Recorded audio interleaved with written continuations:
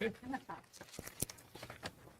Okay, I'll call to order the regular meeting for June 23rd, 2026. Please stand for the Pledge of Allegiance. Allegiance to the flag of the United States of America and to the republic for which it stands. The United States of America, also known as the United States or America, is a country primarily located in I don't know if that's mine or someone else's. Siri is hitting in on it. So I thought that was me, but it was not. Make that very clear. I think it was Neil Friedis for the viewing audience. I'll take the hit. That's A reminder to the audience, please turn your cell phones down. Nice, probably. Even though it wasn't me. Are we doing the HR update? Yep. Yeah, it was. Does that include Mine has everything? been updated. Okay. All right. Our mission statement is learning for life. Vision statement is Southgate Community Schools, the best choice for students and parents. With that, I will entertain a motion on the agenda. Mr. President, I'd like to make a motion to approve the agenda. Okay, I have a motion by Dr. Pomponio. Is there support? Support. Support by Mr. Green. Any discussion on the agenda? Seeing none, I'll call for the vote. All in favor, say aye. Aye. Any opposed? That's approved. Next, citizens' comments. Anybody who would like to address the board? Seeing none, we'll close the public comment.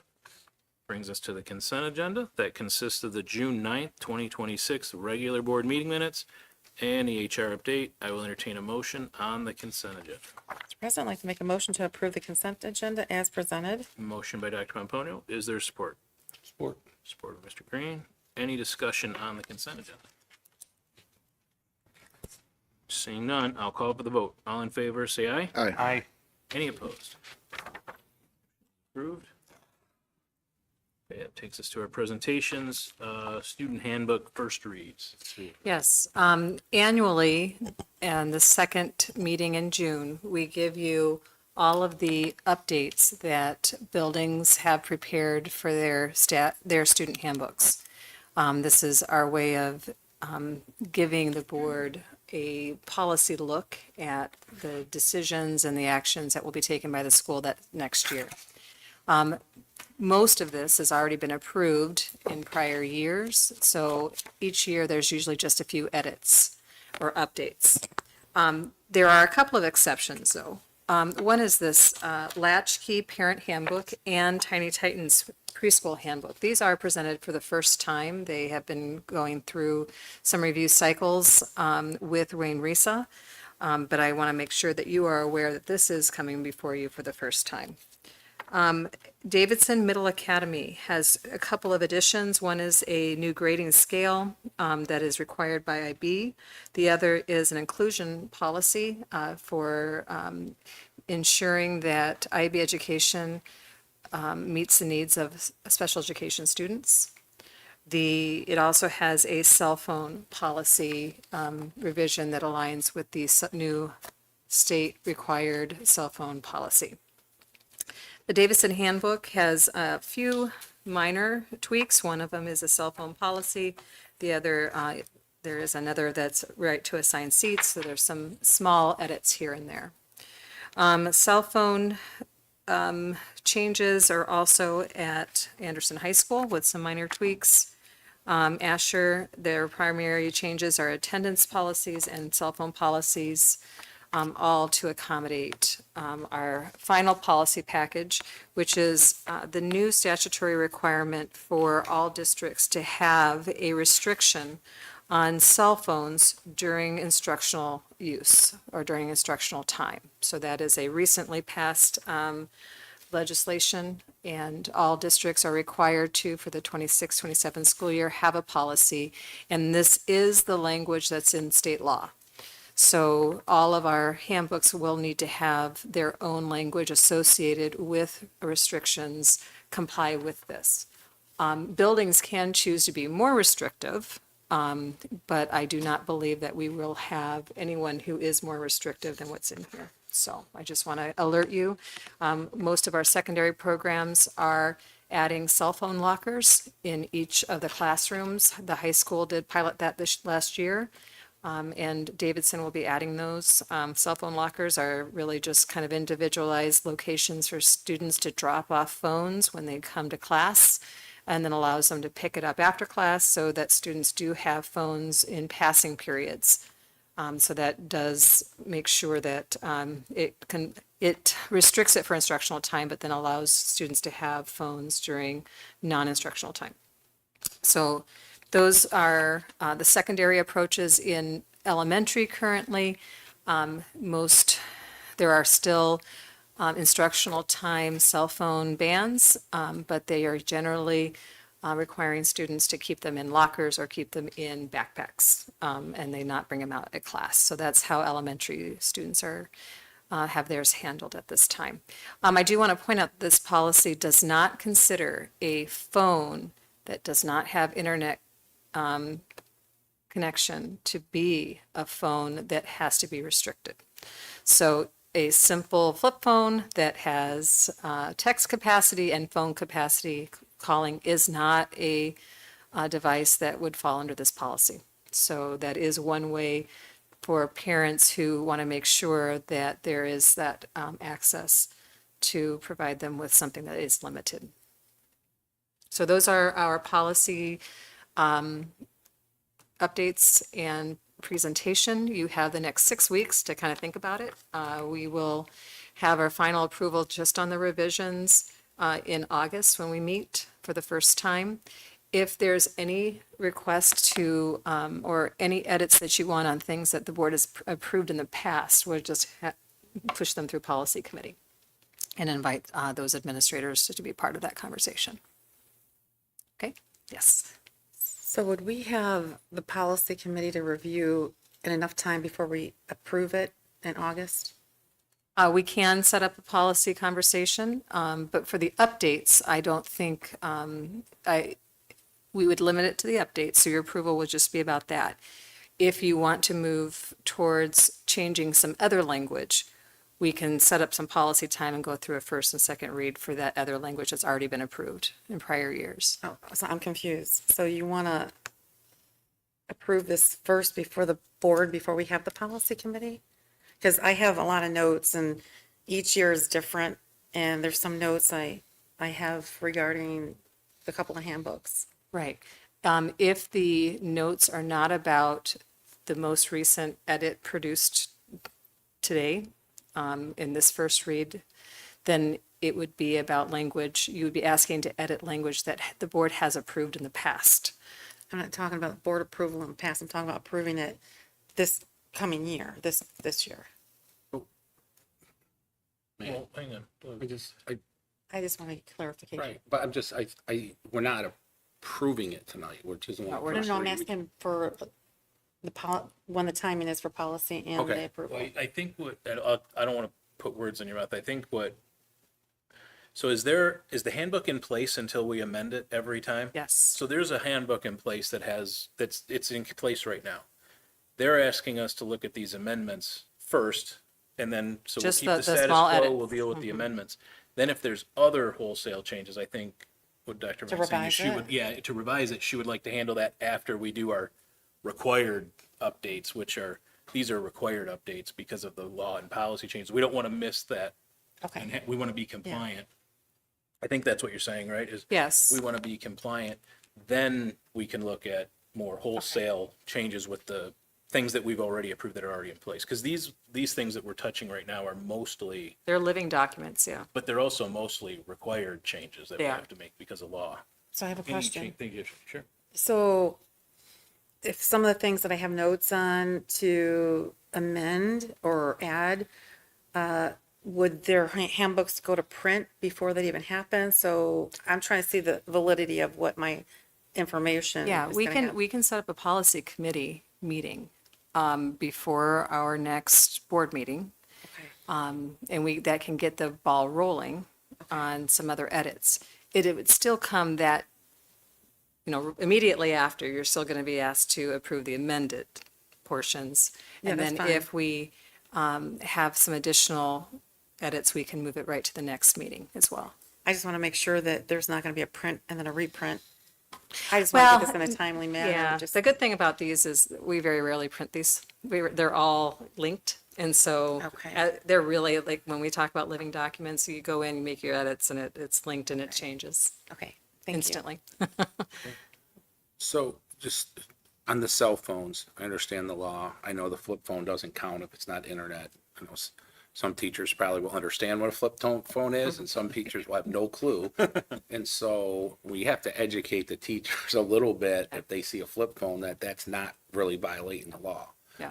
That's one, because not everybody just sees a phone. They don't know that a flip phone doesn't have internet, for most, I guess most don't. I don't know for That's an sure. assumption. Yeah, but like I said, so I don't know how we know what has internet or not. My second question is the issue of texting is not covered under the law per se, but you can make policy if you want about texting. Are you leaving it up to each school to handle, like, what if a student's out here texting? I mean, they're not legally violating the state law, but how are we handling that? Are we allowing that? Because that's still using a phone. I know the law is basically not using the internet, that unless it's instructional. I understand Yeah. what it's about, and I understand the leeway of emergencies and this and that, but a kid's texting every day. How are we handling that? Well, I do want to say that when I said assumption, I meant I'm presenting it as an assumption that flip phones, when I said flip phones, that didn't, and there may be some flip phones that do. Most don't, but some Yeah. I'm sure do. It's still not going to be, students aren't going to be allowed to use them. Okay. What that means, though, is unless it's an emergency situation, but it isn't in that category. So that's just something that I want to point out. Right, yeah, I know. But just like any other distraction that kids have during instructional time, it won't be allowed. So we would assume that the situations that do arise will be emergency situations only. But at least that allows, maybe that's not something that has to be turned over in a locker situation, but it can't be something that's used in the classroom. Thanks. Thank you. I do have a question. Is this going to policy at all? The cell phone? No, this one goes right to us because it's state law. Okay, one of the things that I just thought of was the Apple the watches. I've had a student, pretend they had a watch and they were actually calling people. So is there a language in there for that? That or would is be it just considered a all? personal electronic device. So our language is broad enough to include anything that can transmit internet and receive Okay, internet Okay, as a personal electronic device. okay, thanks. Thank you. So my concern is, I mean, it's pretty sweeping and and I don't think there's anything in the handbooks before regarding that this. The cell phone, I think cell there phone was cell usage. phone policy language in there, but it was limited to certain times of the day that they could have it. It wasn't necessarily prescribing what was happening in the classroom itself. So and I get it, it's state law and I understand that, but I'm thinking about how we support our administrators and our teachers with notification. I know that there's going to be a lot of pushback from the public on this. There's going to be a lot of parents who brought their kids' phones or watches, and they're not going to understand that that's just a state policy. And they're always going to have an exception that, I need to get hold of my kid at any time, whether emergency or not. They'll say it's an emergency all the time.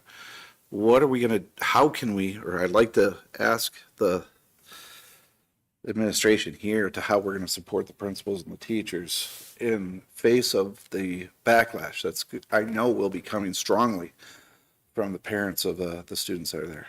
So when we asked what the current operating procedures were, trying to assess what kind of a shift this was going to be, all of our principals said that that's already in place, that they are not allowed to have it in their classrooms, or they have to keep it in their backpacks, or they have to keep it in their lockers, but they're not allowed to have phones out during instructional time. If that's not the case, that is just something that we'll have to check in on, but that's what they said all the elementaries are. So I don't think that we have any elementary classrooms in which the teachers are okay with them using it during instructional time and allow them out during that time. We can follow up though to verify that. To the point with the watches, I know that that's much more common, especially at an elementary school level versus a phone. It has texting, it has some type of cell phone type of capability. I don't know how much of internet, but I know parents that their children have them so they can just keep track of where that kid's at instead of, putting an air tag on them. It's got a little more capability. Just for concerns and worries about parents, and they have it. It's there and it exists. And I feel like people have spent money on those types of things, and if it's going to be different from that, I feel like there's going to be a pretty heavy pushback. And just what can we do to support our staff to be able to prepare and talk to who to direct the parents if they have a problem that if they've told them till they're blue in the face and the parent still doesn't want to hear. It's state law, and we got to be able to back them and support them. How do we do that? That's all I'm getting at. I don't know if you could see that coming potentially. Well, I don't know that, we've talked a lot about Apple Watches and watches like that. Like, I think, the obvious thing that everyone defers to is the cell phone itself. And I think it sounds like teachers have gotten a handle on that. It is the others that you're right will be problematic. And so I think we can always do information campaigns right at the beginning of the school year, letting people know what changed and why it changed. That can be in the form of a letter. So at the beginning of every school year, I usually send a letter to all families, kind of welcoming them to the school year, letting them know kind of what that first month looks like, who has half days, who doesn't have to, when they have half days for crisis planning. We can add that as an excerpt in there so that it gets to everybody, probably sometime mid-August or as soon as we've finalized the policy. Just a comment. I think I don't think anybody really knows what this is going to look like as it moves forward. So there's always going to be ways, and we're going to have to adjust to it as we go and have some kind of a plan, because the other thing that's going to happen besides the Apple Watches is going to be personal tablets. They're going to bring in their personal tablets, and even though we're one-on-one district and we can put a lock on what we have on our computers if they have them, somebody's going to eventually going to pull out that tablet that has internet on it, and that's another electronic device so it's just going to be something we have to I think it's going to be interesting. I guess I'll leave it at that. I think we're looking at it the worst case scenario, because it's not like Southgate we're the first one to pilot this. It's every school district in the country is going to be going through this, and kind of like texting and driving, like became an issue. It's distracted driving, so they made laws on it, and parents and people and everyone is aware that you can't have your phone out while driving. Kind of like distracted teaching, distracted learning. So it's kind of, I think we're like anticipating the worst, but I think most parents will understand. There'll be a couple that will like, oh no, I paid for this. I need to get a hold of my child. Those will be more case by case, and we'll have to see what it comes down to if it's really an issue. Sometimes we worry about things that never come to fruition. But we would like to know that. I know we have to have a game plan. Perspective myself that it's not as rare of an incident. I feel. I think the plan is be flexible, be adaptive, address what comes up. And do we have a hard plan of if a parent says this, we say that? Probably not, but I think those situations will get handled as they come up. And if they don't, then we'll do what we can to support. See it. So I guess back to the, if anybody has input on this and they're not on policy, go ahead and get that to Dr. Irvine. She will bring that to the policy. So if you're not on policy and you do have input on them, she'll bring those forward to the policy committee so that they can go through there, and then we'll all get a chance to take a look at those and feedback on the input. If I can, yeah, and I'll give some instructions to policy committees just so that I have the right administrators at the table if you have other questions. Ms. Angel. You said the in-class lockers that were piloted in the high school, do those actually lock? Or are they just a place like a basket or something where the cell phones go? What is a locker? It is actually a cell phone locker, which is a cell phone sized space that everyone is assigned to, and it does, to my knowledge, it does lock. So that way it protects those devices from other students who may be interested in or mistakenly grabbing the wrong one. So is it unlocked by the student or by the teacher? I am now out of my lane. So I would have to go back and ask Miss Randall. Was a big advocate for this Okay. initially, and I think they did find it very successful. And They did? Or they did, Okay. and I feel like they have worked through some of the the early kind of transition hurdles that come. So I'm happy to ask for her to give us a little blurb about how it went this year. Okay. The reason that I'm asking is because sometimes there are situations where there are emergencies, legitimate emergencies, where parents are going to want to feel like they can get a hold of their child or get a message to them. And so I just want to be able to ensure that if there is, in the event of an actual emergency, parents are able to connect with their children. I think that process would go through the office, right? If you have an emergency, you're gonna need to call the office. Well, it would depend on. Because it's gonna be in a locker, they're not gonna know that they're getting that text or call or whatever. In the event of, say, a lockdown, a fire or something, Well, that's the school, yeah, the school does that, not the phones. I know, but I'm sure that in a situation like that, a parent would want to be able to text with their, are you okay? But they're not supposed to. They're not supposed to. That's That's the law. not They're appropriate. not supposed to. That's the law. And during an emergency situation? Well, I mean, honestly, I'm not trying to be a smart aleck, but in 100 years, there's been emergency situations, they've had to call the office. That's how education used to be. I know the world's changed, but get the office number.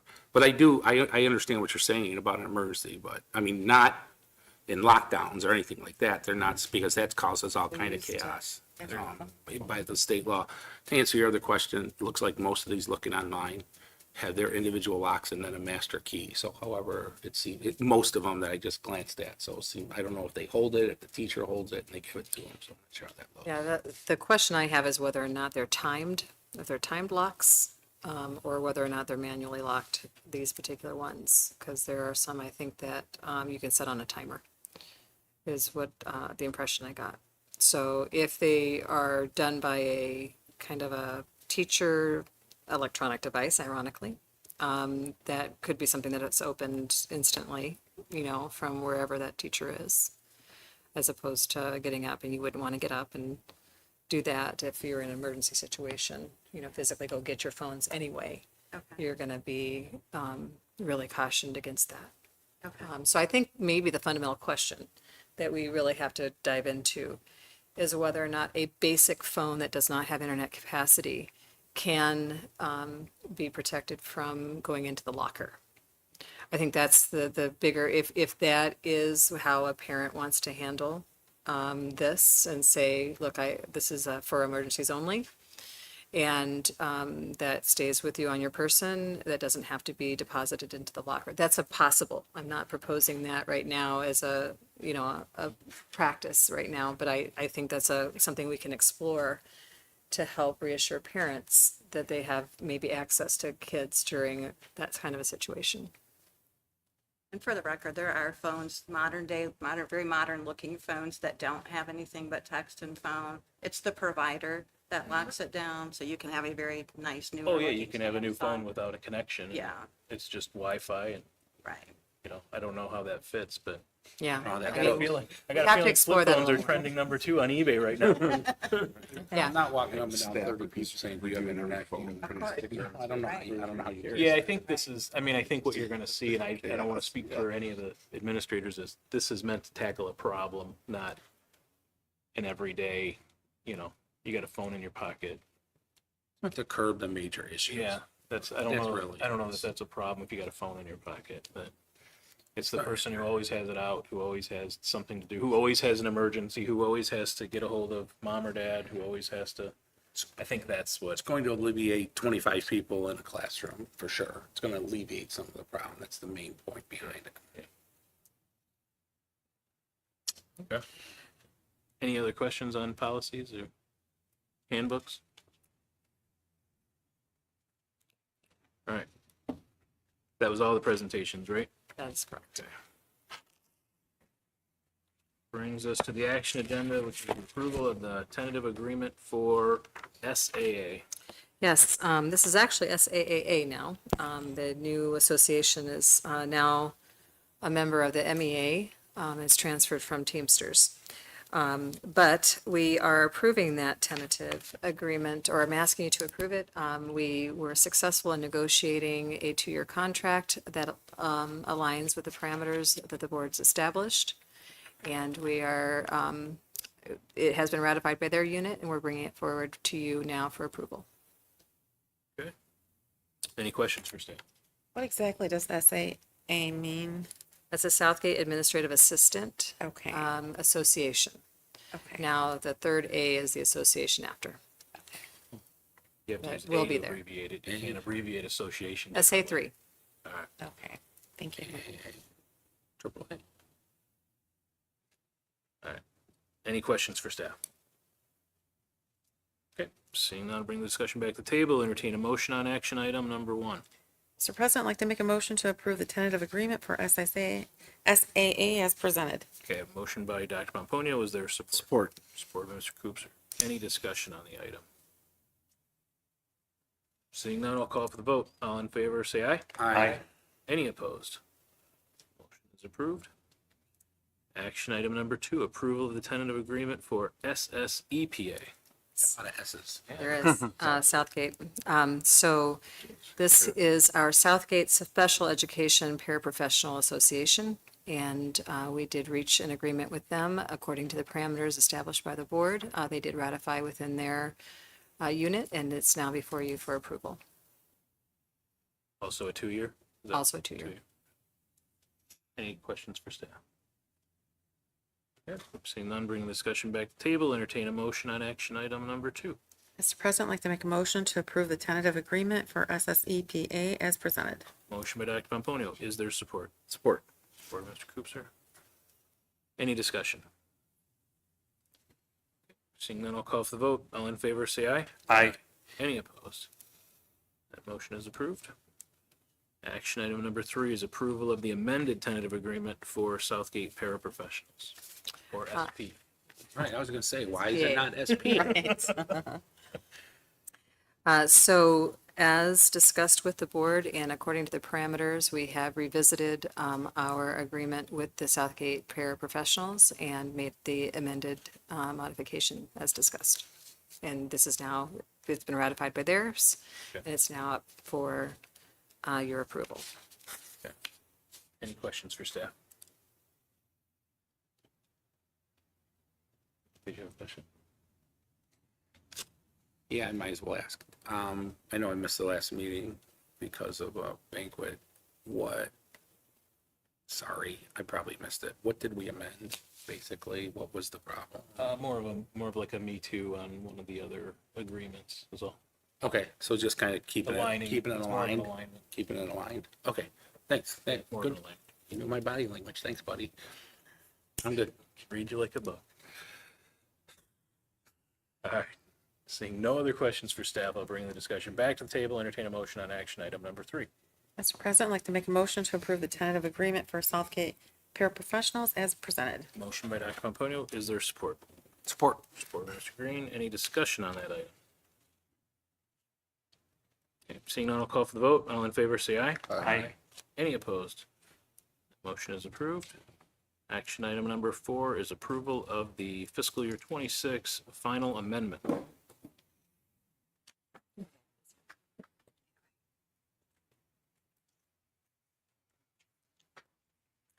Good evening, Board. I want to draw your attention to the memo that's in your board packet in relation to the final amended budget for 25-26. Just a couple noteworthy items. We had some additional increases in our state and local sources, mostly due to increases in grants. We have a summer discovery grant from United Way, and we also have an increase in our at-risk and a very unexpected bump in our federal revenue related to our title grants mid-year. All of those additional revenues have filtered through our expenditures, as you can imagine, and so a lot of the offsetting expenditures that you see with the increases are from the increase in our grant revenue. I'm happy to report that we are anticipating coming in just slightly better than what we anticipated at our first amended budget at the mid-year point. And we have our ending fund balance at $20,464,945. That is 28.32% of your revenue and 28.83% of your expenditures. And that is related to the general fund. The next page is our food service fund. We made small amendments to the food service fund from our first amended budget. You can recall that we were having issues with increased fund balance and had to engage in a spend down plan that the state had to approve. We have done that. I have your fund balance at $712,201. That is less than the spend down, less than what we are required to keep due to the spend down plan. That number would have been $898,234 to trigger yet again another letter from the state. So we are below that. So that is good news. The next page is in relation to your community service latchkey program. We've made small amendments to that fund from our amended budget. And it also includes our student activity, which is a result of GASB 84, where we have to transfer our revenue from our student activity fund into a special revenue fund. These are our student-based activities that have an educational nexus. And so we have small adjustments to that as well as we wrap up our fiscal year. Again, I say it all the time, very stable, solid, well-run district. It's a pleasure to serve here, and I'll entertain any questions you may have about the 25-26 final amended budget. So you were talking about the grants and you had to reallocate that with the expenditures. That's right. So my question was the basic instruction and support for people services. So that increased. So that was that. That is the majority of that. Yes, it all lands there. Okay, thank you. Any other questions? Okay. Seeing none, I'll bring the discussion back to the table. Entertain a motion on action item number 4. Mr. President, I'd like to make a motion to approve the fiscal year 26 final amendment as presented. Okay, motion by Dr. Pomponio. Is there support? Support. Support, Mr. Coops. Or any discussion on the item? Seeing none, I'll call for the vote. All in favor, say aye. Aye. Any opposed? Motion is approved. Number 5, approval of the fiscal year 27 original budget. This is what we were presented last Yes. time. So, Yes, good evening. I am submitting for your review and approval the following projected budgets for the 26-27 fiscal year. This is the general operating fund, the food service fund, and community service funds, and these were presented on the June 9th board meeting. Welcome any questions. any questions?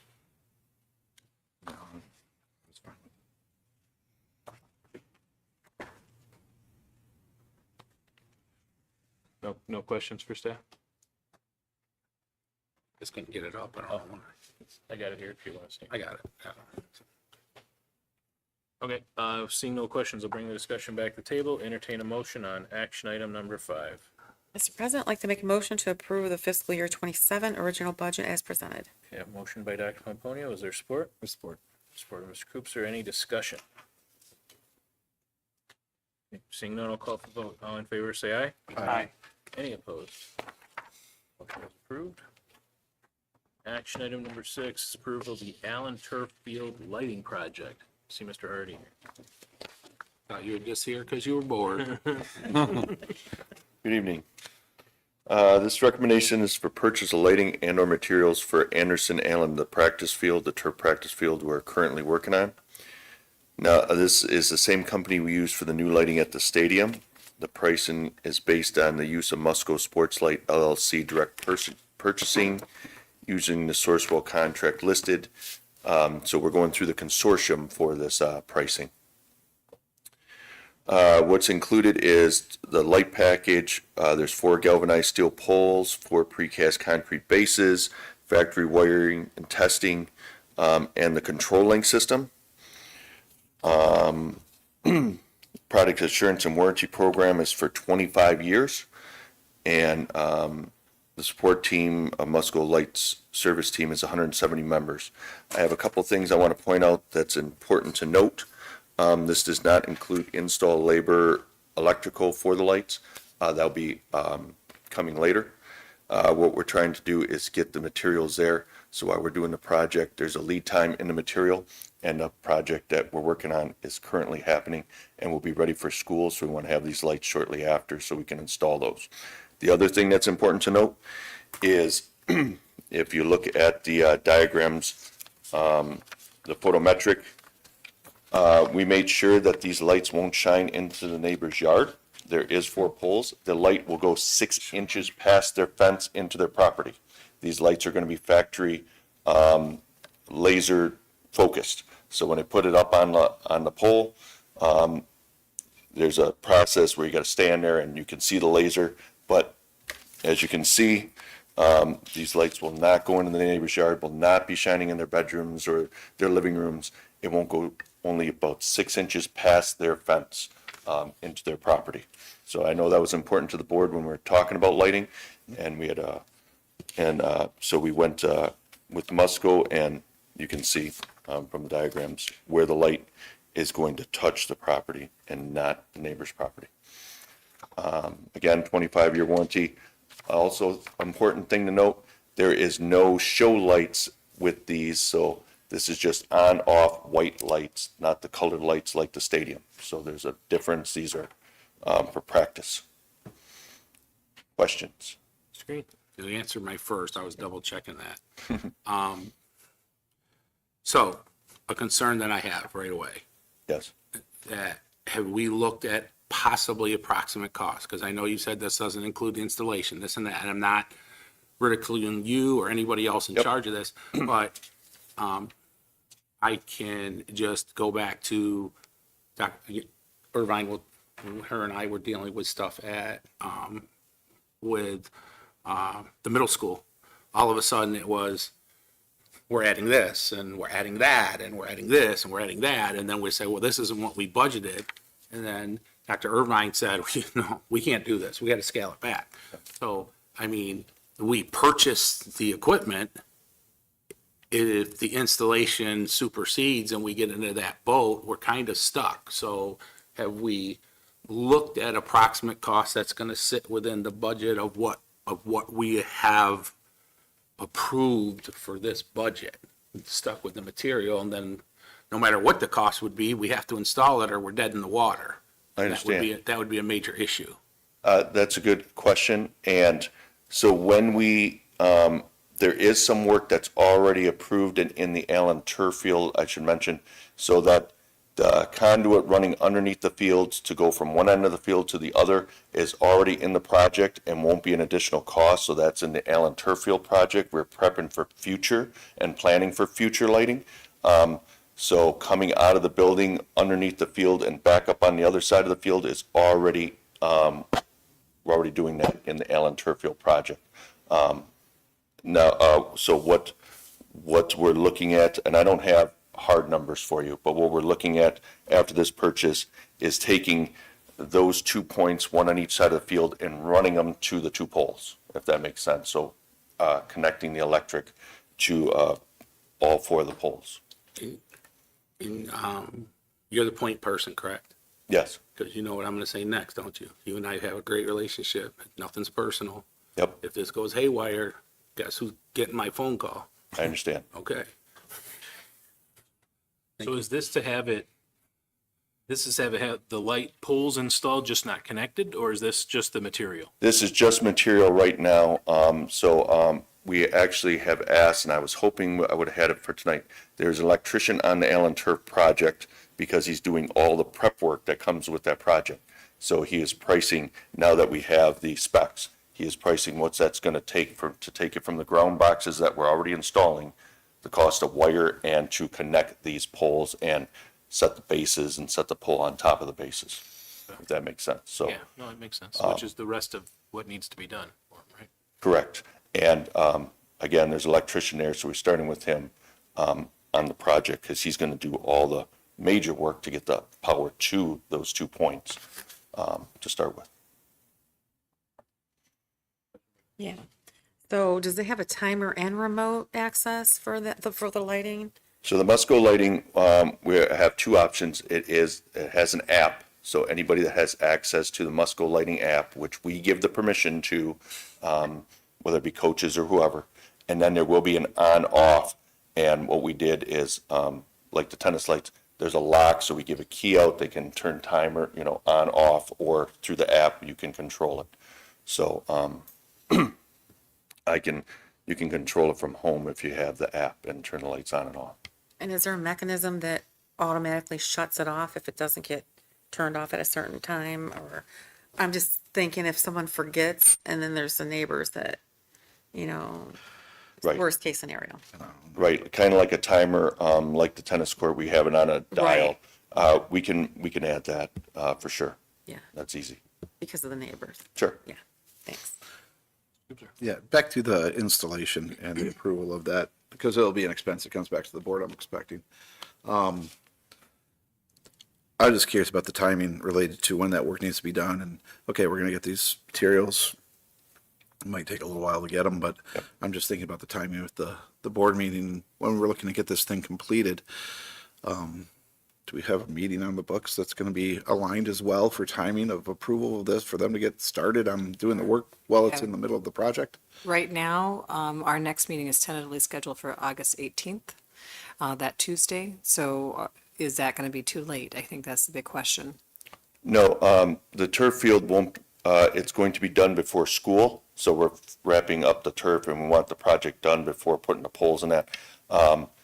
The fixtures themselves are 6 to 8 week lead time, and that's why I'm bringing it to the board tonight to make sure that when the field gets done, then we can start on the poles. So I will bring that to the August 18th, I believe you said, board meeting for approvals, and we should still be in line with this. That's good. I thought I heard you say the footings Yes, the are footings part are. of this? Yes, they're precast bases, so Okay. they're already made, and then they drill the hole, they set them in, but you got to make sure you do so much sand, gravel underneath, level it out. So they're doing core samples with the field, so they will let us know how much of that material below the bases have to be removed and compacted before we set the precast bases. So we don't have any concrete that will need to cure. They'll come from the factory ready, and they'll have the bolt patterns on, so then they can set the pole on it and tighten the nuts down. And you're saying that would be installed after the field is completed? The bases? Yeah. The bases are gonna lay outside in the green area, and it's not gonna be any of the turf concrete. area? Okay, Yep, understood. yep. And ideally, you don't need these until September, October? Is that? Probably. I mean, So depends late on. you want to practice, I guess. Depends on how late you want to practice. Yeah, I guess it depends on how bad you want to practice at 9 o'clock. Dan at wants night. to practice until 9 at least. But right now, you can Yeah. You can go do till all- 10 right yeah. now.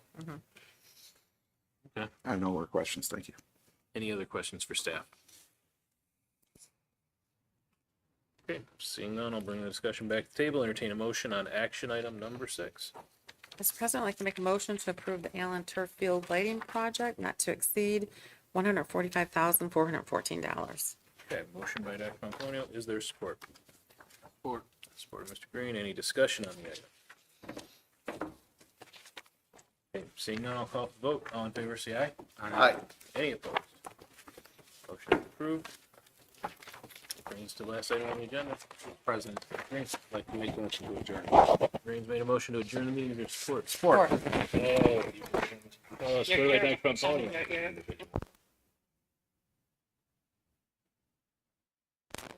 Call for the vote, all in favor, say aye. Aye. Any opposed?